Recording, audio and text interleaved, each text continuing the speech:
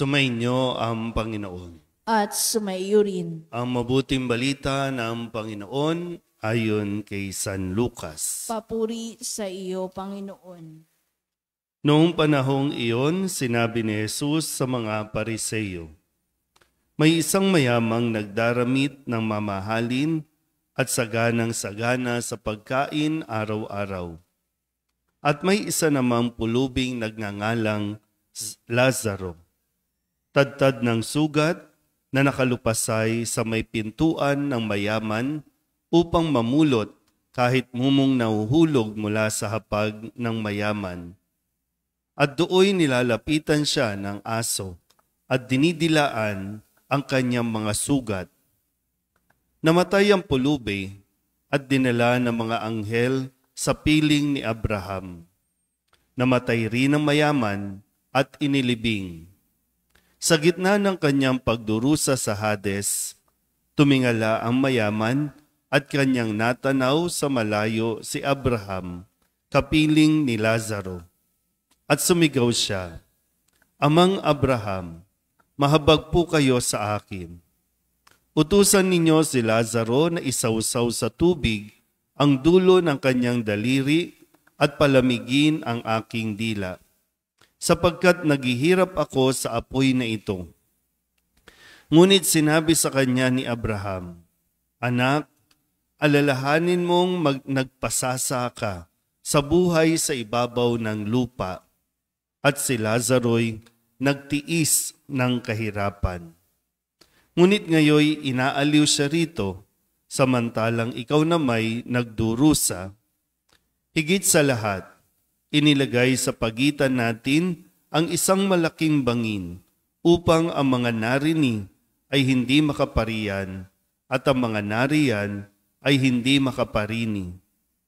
At sinabi ng mayaman, "Kung gayon po, Amang Abraham, ipinamamanhik ko sa inyong papuntahin si Lazaro sa bahay ng aking ama, sapagkat ako'y may 5 kapatid na lalaki. Paparoonin nga ninyo siya upang balaan sila at nang hindi sila humantong sa dakong ito ng pagdurusa." Ngunit sinabi sa kanya ni Abraham, "Nasa kanila ang mga sinulat ni Moises at ng mga propeta. Pakinggan nila ang mga iyon." "Hindi po sapat ang mga iyon," tugon niya. "Ngunit kung pumunta sa kanila ang isang patay na muling nabuhay, tatalikdan nila ang kanilang mga kasalanan." Sinabi sa kanya ni Abraham, "Kung ayaw nilang pakinggan ang mga sinulat ni Moises at ng mga propeta, hindi rin nila paniniwalaan kahit ang isang patay na muling nabuhay." Ang mabuting balita ng Panginoon. Pinupuri ka namin, Panginoong Hesukristo. Isang magandang umaga po sa inyong lahat. Ngayon po ay Huwebes, huling araw para sa buwan ng Pebrero, at tayo ay nasa 2nd linggo ng ating 40 araw na paghahanda para sa Pasko ng Pagkabuhay. Sa umagang ito, narinig natin ang realidad na tayo po ay may kahahantungan pagdating ng araw. Kaya nga sabi po sa unang pagbasa sa aklat ni Propeta Jeremias, parurusahan ang sinumang tumatalikod sa Panginoon at mas nagtitiwala sa kanyang kapwa, nagtitiwala sa kayamanan, nagtitiwala sa mga material na bagay. Mayroon tayong kahantungan. Madalas ko itong binabanggit sa inyo, ang realidad na tayo po ay may katapusan sa mundong ito. Mahirap ka man o mayaman, anuman ang estado natin sa buhay, mamamatay at mamamatay tayo. Kaya nga sa kwento ng ating ebanghelyo mula kay San Lucas sa araw nito, ito yung kwento ng isang mayaman. Bakit siya napunta sa Hades nang siya ay mamatay? Yung Hades, ito yung impyerno. At kapag naroroon ka na sa impyerno, base sa kwento natin sa pahayag ni San Lucas, hindi ka na makakaalis doon. Yun na yung eternity. Yun na yung panghabang buhay. So yung buhay natin dito sa mundo, pansamantala lang ito. Pero yung buhay pagkatapos nito, yun ang talagang forever.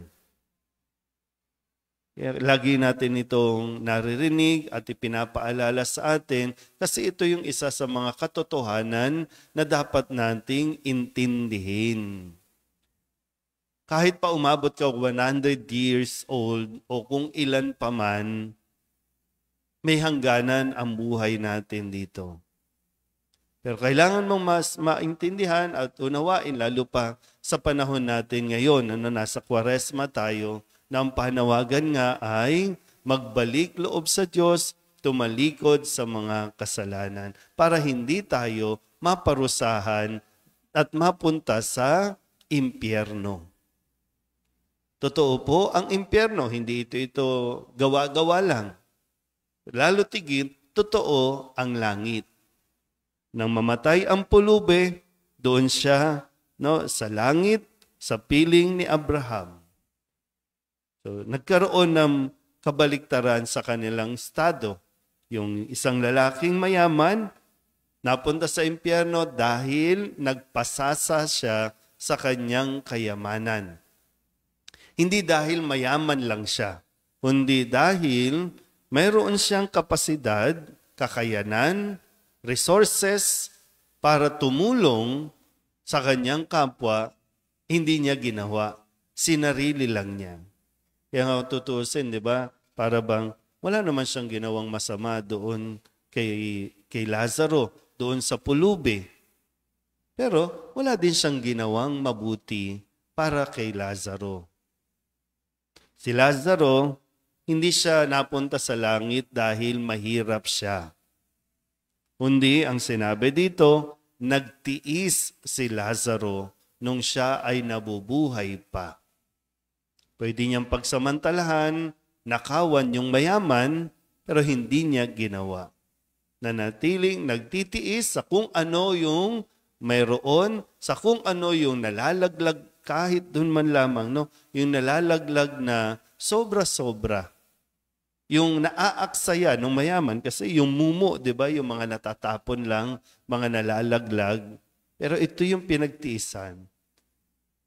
Sabi din, talagang sa taong marunong magtiis sa buhay na ito ay may ginhawang naghihintay doon sa langit.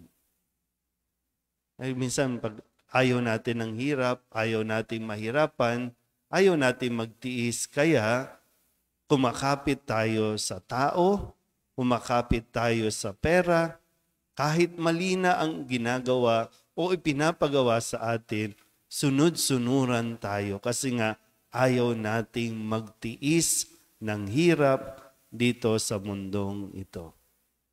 Ngayon, sa tingin nyo, kung mamaya o kung ito na ang huling araw natin, ano kaya?